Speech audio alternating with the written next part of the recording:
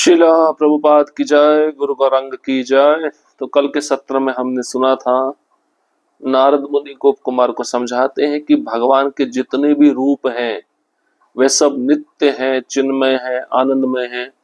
और आश्चर्य तो ये है कि यद्यपि तुम भी नित्य हो, चिन्मय हो, आनंदमय हो, फिर भी इन लीलाओं में तुम अपना पूर्व स्वभाव प्रकट कर रहे हो। तो गोप कुमार का जो भाव था ब्रज में रहने का, उस भाव को वे वैकुंठ में भी छोड़ नहीं पाए, द्वारका में भी छोड़ नहीं पाए। इसलिए नारद मुनि कहते, द्वारका में भी तुम्हें हृदय से संतोष और आनंद नहीं मिल रहा है, क्योंकि तुम्हारा जो पूर्व स्वभाव है गोप बालक का स्वभाव है। और गोप कुमार कहते हैं कि ये सुनकर उन्होंने नारद मुनि के चरणों में प्रणाम किया और कहा कि आप तो सब कुछ जानते हैं। नारद जी उद्धव जी की तरफ देखकर मुस्कुराए और बोलते हैं, उद्धव जी, ये गोवर्धन पर्वत पर गोप पुत्र के रूप में उत्पन्न हुआ है। इसका स्वभाव बहुत चंचल है, स्थान स्थान पर उस वस्तु की खोज करता रहा है जिसे आप भी प्राप्त नहीं कर पाए और मैं भी प्राप्त नहीं कर पाया। वो है माधुर्य भाव, ब्रज का भाव। अब उसको ये भाव यहाँ पे प्राप्त नहीं हो रहा है, तो इसको हृदय में बहुत पीड़ा हो रही है, विषाद हो रहा है। तो आपका तो हृदय ब्रजवासियों के लिए दया से भरा हुआ है, आप इसको मार्गदर्शन क्यों नहीं करते? तो नारद जी उद्धव जी को कह रहे कि आप गोप कुमार को मार्गदर्शन करिए, क्योंकि इसका सुख, इसका घर हमसे भी बहुत दूर है, वैकुंठ से दूर है ना गोलोक। तो उद्धव जी ने कहा, ये ब्रज भूमि में जन्मा है, वहीं का गोप बालक रहा है, इसके आराधना में गोपाल ही आते हैं, ये हमसे कई अधिक उच्च है। तब नारद जी ने अत्यंत उत्साह और प्रसन्नता से उद्धव जी को आलिंगन दिया और कहा, इसे शिक्षा दो कि अपने इच्छा को शीघ्र पूरा कर सके। तो इस प्रकार का वार्तालाप नारद जी और उद्धव जी में हो रहा है। और नारद जी अब रहस्य बताने जा रहे हैं कि गोलोक का जो स्वभाव है वो कैसा है, गोलोक का स्वरूप कैसा है। गोलोक जो समस्त वैकुंठ लोकों का मुकुटमणि है, अद्भुत शोभा से विभूषित है। अब उस गोलोक का वर्णन नारद जी गोप कुमार को करने जा रहे हैं। गोलोक का स्वरूप है मथुरा मंडल में स्थित ब्रजभूमि। यद्यपि वहां दिव्य नगरी मथुरा भी विद्यमान है, किंतु गोलोक अपने हृदय वृंदावन वन के बिना रह ही नहीं सकता, क्योंकि वह मुख्यतः गौ का लोक है, इसलिए मथुरा को गोलोक कहा जाता है। यद्यपि यह एक अत्यंत गोपनीय स्थान है, फिर भी इसकी कीर्ति सर्वत्र व्याप्त है। श्रील सनातन गोस्वामी बताते हैं कि गोलोक को गोपनीय इसलिए कहा गया है क्योंकि वहां प्रभु गोपनीय लीलाओं का आस्वादन करते हैं। गोलोक की प्राप्ति उसी को होती है जो ब्रजवासियों के समान श्री कृष्ण के प्रति निष्कलुष प्रेम का अनुसरण करता है।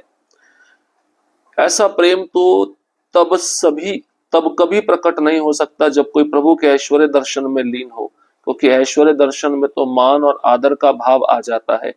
यह प्रेम तब पूर्णता को प्राप्त होता है जब कोई भगवान को अपने समान साधारण व्यक्ति, अपने जीवन प्रिय सखा के रूप में मानता है। यह प्रेम भौतिक लोकों के आवरण से परे है और वैकुंठ धाम की सीमाओं से भी परे है। यह परस्पर प्रेम मानो वह साधारण जन हो, अत्यंत अद्भुत है। इसमें सादगी, माधुर्य, विस्मय और महिमा सबका अनुपम सम्मिश्रण है। भगवान और उनके भक्तों के व्यवहार, उनके आचरण, ये सब इस प्रेम को और बढ़ाते हैं। ये प्रेम वैकुंठ जैसे ऐश्वर्य प्रधान लोक में संभव ही नहीं है। अयोध्या वैकुंठ के समान ऐश्वर्य युक्त है और द्वारका तो उससे भी अधिक ऐश्वर्यपूर्ण है। इसलिए श्री कृष्ण ने गोलोक को इन दोनों से बहुत दूर स्थापित किया है। श्रील सनातन गोस्वामी बताते हैं कि वैकुंठ, अयोध्या और द्वारका अत्यंत ऐश्वर्यमय है, इसलिए भगवान ने गोलोक को उनसे बहुत दूर रखा है। तो गोलोक का स्वरूप के विषय में नारद मुनि गोप कुमार को कहते, मथुरा मंडल में स्थित वृंदावन ब्रजभूमि, ये नगरी मथुरा में भी विद्यमान है, किंतु गोलोक अपने हृदय वृंदावन वन के बिना रह ही नहीं सकता। तो गोलोक का जो हृदय वो वृंदावन है, वृंदावन के बिना गोलोक रह नहीं सकता। मुख्यतः गो मतलब गाय, ये गायों का लोक है, अत्यंत गोपनीय स्थान है, इसकी कीर्ति सब जगह फैली हुई है। सनातन गोस्वामी बताते हैं गोलोक को गोपनीय इसलिए कहा गया है क्योंकि वहां श्री कृष्ण गोपनीय लीलाओं का आस्वादन करते हैं। और गोलोक उसी को प्राप्त होता है जो वृंदावन वासियों के समान श्री कृष्ण के लिए निष्कलंक प्रेम का अनुसरण करता है। तो ऐसा प्रेम जब तक प्रकट नहीं होता तब तक प्रभु के ऐश्वर्य दर्शन में वह व्यक्ति लीन रहता है। ऐश्वर्य दर्शन में भगवान के प्रति मान रहता है, आदर रहता है। ये प्रेम तब पूर्णता को प्राप्त होता है जब कोई भगवान को अपने साधारण व्यक्ति के समान समझता है, भगवान को अपने जीवन प्रिय सखा के रूप में मानता है, तब उसको गोलोक की प्राप्ति होती है। ये प्रेम भौतिक लोकों के आवरण से परे है और वैकुंठ धाम की सीमाओं से भी परे है। भगवान और उनके भक्तों का जो व्यवहार है, आचरण है, इस प्रेम को और बढ़ाता है। तो माधुर्य प्रेम वैकुंठ लोक ऐश्वर्य प्रधान में संभव ही नहीं है। ब्रजवासियों का जो प्रेम है वो वैकुंठ धाम में संभव ही नहीं है। माना जाता है अयोध्या वैकुंठ के समान ऐश्वर्य से भरी हुई है, द्वारका तो अयोध्या से भी अधिक ऐश्वर्यपूर्ण है। इसलिए भगवान श्री कृष्ण ने गोलोक वृंदावन को इन दोनों से बहुत दूर स्थापित किया है। द्वारका और वैकुंठ से दूर स्थापित किए हैं भगवान श्री कृष्ण गोलोक को। परम माधुर्य की चरम सीमा पर स्थित गोलोक में वहां के वासियों के साथ श्री कृष्ण की सुखमय लीलाएं पूर्णता को प्राप्त होती हैं, क्योंकि वही उनका उचित और स्वाभाविक स्थान है। मैं मानता हूं कि वही श्री हरि का परम गोपनीय स्वरूप प्रकट होता है। वैकुंठ से भी उच्च संपूर्ण लोकों का मणिमुकुट गोलोक की महिमा परम और अप्रेमय है। भौतिक जगत से परे स्थित मथुरा गोकुल की परम अद्भुत महिमा का वर्णन कौन कर सकता है। मित्र सुनो, मेरी चंचल जीवा बोलने के लिए आतुर है। अब मैं तुम्हें वह रत्न दिखाऊंगा जिसे मैंने अपने हृदय के पात्र में दीर्घ काल से छिपा कर रखा था। परम पुरुषोत्तम भगवान श्री कृष्ण जो गोलोक के स्वामी हैं और जिनमें समस्त भगवान अवतार विश्रांत हैं, अपनी प्रेममय लीलाओं का रसास्वादन करने की इच्छा से द्वापर युग के अंत में वहां मथुरा गोकुल अवतीर्ण होते हैं। सभी अवतारों को अपने में समेटकर वैकुंठ लोक और अन्य सभी आध्यात्मिक लोकों को उनके समस्त उपचरणों सहित पीछे छोड़कर लक्ष्मी जी और अपनी दिव्य ऐश्वर्य संपदाओं को बहुत दूर रखकर और अपने प्रिय पार्षदों जैसे कि मुझको भी कुछ समय के लिए छोड़कर वे वहां भौतिक जगत के मथुरा गोकुल जाते हैं। फिर मथुरा ब्रज में जो अत्यंत दुर्लभ है, वे अपने वहां के उचित सखाओं संगियों के साथ अपनी इच्छा के अनुसार दिव्य लीलाओं का आनंद लेते हैं। ऐसी कृपा जो पहले कभी प्रकट नहीं हुई थी, उन्होंने उन भक्तों पर प्रकट की जो उनके प्रति अटल भक्ति रखने के लिए भाग्यशाली थे। तुम वहां ऐसी बातें देखोगे जो स्वयं वैकुंठ पति ने भी वैकुंठ में नहीं देखी हैं। जब विभिन्न लोगों के मुनिजन प्रभु की मधुरता और महिमा को देखते हैं तो प्रत्येक अपने अपने भाव के अनुसार मथुरा नगरी में अवतीर्ण भगवान का वर्णन करते हैं। कोई उन्हें वैकुंठ पति नायक कहता है, कोई सहस्त्र शीर्ष अनंत कहता है, कोई भगवान विष्णु, कोई शिरोदक्षाय विष्णु और कोई भगवान केशव। श्रील सनातन गोस्वामी बताते हैं कि चूंकि श्री कृष्ण ही सभी अवतारों के मूल है, इसलिए जब वे भौतिक जगत में अवतीर्ण हुए तब सभी अवतार उनके साथ जुड़ गए। इस कारण अपने अपने आध्यात्मिक लोकों से वे अनुपस्थित हो गए और उन लोकों के निवासी ये मानने लगे कि उनके अपने प्रभु भौतिक जगत में अवतीर्ण हुए हैं। इसी से मुनियों के विचार भिन्न भिन्न हुए कि श्री कृष्ण सभी अवतारों के स्रोत हैं। यह श्रीमद् भागवतम पहला स्कंद तीसरा अध्याय 28वें श्लोक में सिद्ध है। नारायण नार के संबंध का वर्णन श्रीमद् भागवतम चौथा स्कंद पहला अध्याय 57वें श्लोक में और शिरोदक्षाय विष्णु का वर्णन श्रीमद् भागवतम दूसरा स्कंद 7वां अध्याय 26वें श्लोक में। किंतु सत्य यह है कि गोलोकपति भगवान अपने ही धाम और लीलाओं को पृथ्वी पर नित्य प्रकट करते हैं। यहाँ कोई बाहरी व्यक्ति नहीं है। उद्धव जी वहां के वासियों के प्रिय हैं और तुम भी वहां जन्मे हो, इसलिए मैं तुम्हें एक गुप्त रहस्य बताऊंगा। श्री गोप कुमार कहते, वहां मथुरा ब्रज भूमि में प्रभु का परम ऐश्वर्य, असीम करुणा, अनुपम सौंदर्य, दिव्य महिमा, माधुर्य रस, मोहक लीलाएं और अपने भक्तों के प्रति उनका आत्मसमर्पण सब एक साथ प्रकट होते हैं। भगवान के गुणों ने नंद महाराज के गोचारण स्थल को दिव्य लीलाओं का रंगमंच बना दिया और वैकुंठेश्वरी लक्ष्मी का दृष्टिपात उसे संपूर्ण ऐश्वर्यों से परिपूर्ण कर गया।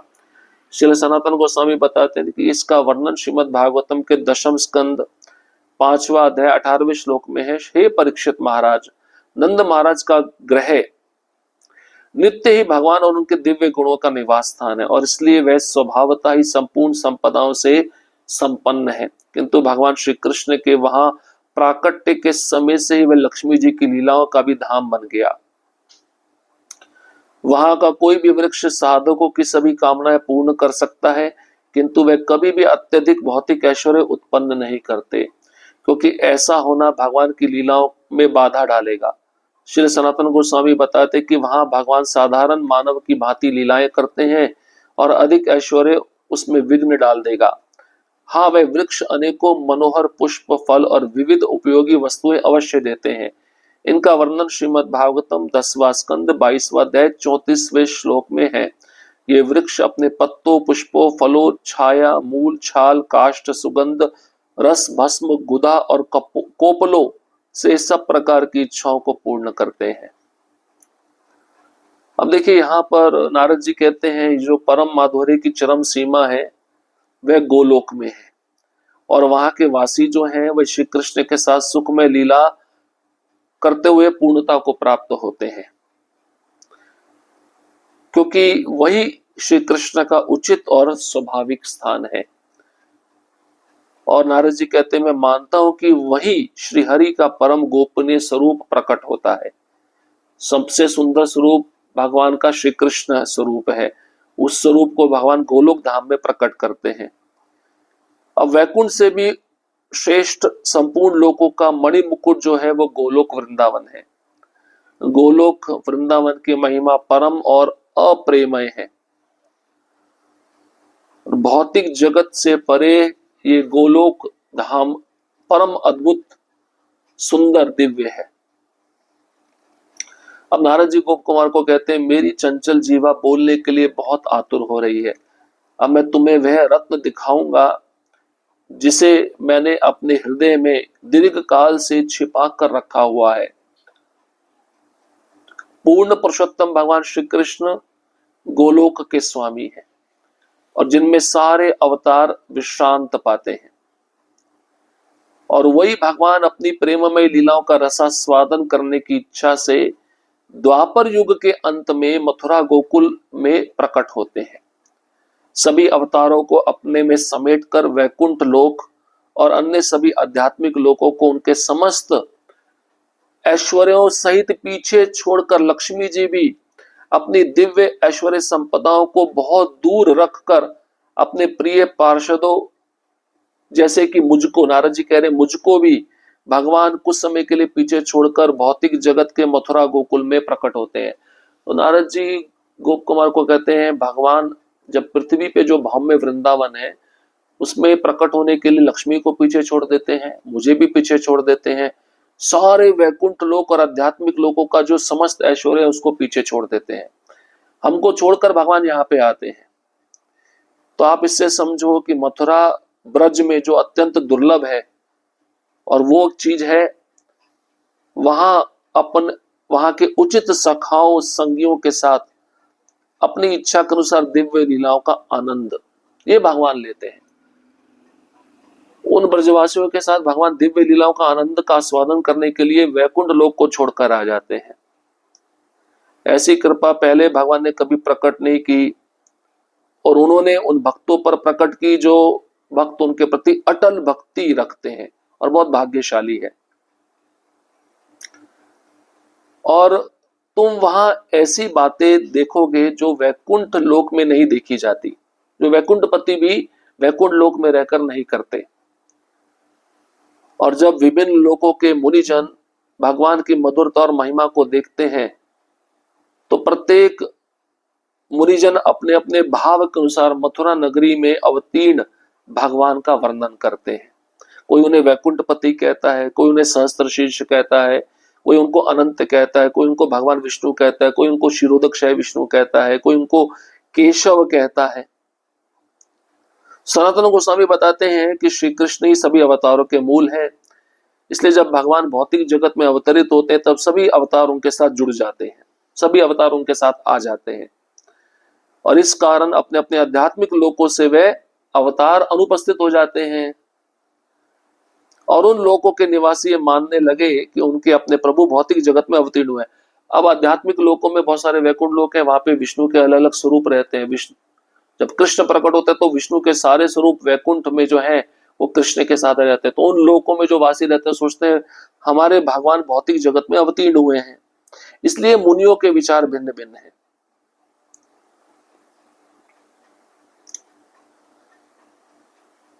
तो नारद जी कहते हैं ये बात सत्य है, गोलोकपति भगवान अपने ही धाम और लीलाओं को पृथ्वी पर नित्य प्रकट करते रहते हैं। कोई बाहरी व्यक्ति नहीं है। उद्धव जी भी भगवान को प्रिय हैं, ब्रजवासियों को प्रिय है, और तुम भी ब्रज में जन्मे हो, इसलिए मैं तुम्हें गुप्त रहस्य बताऊंगा।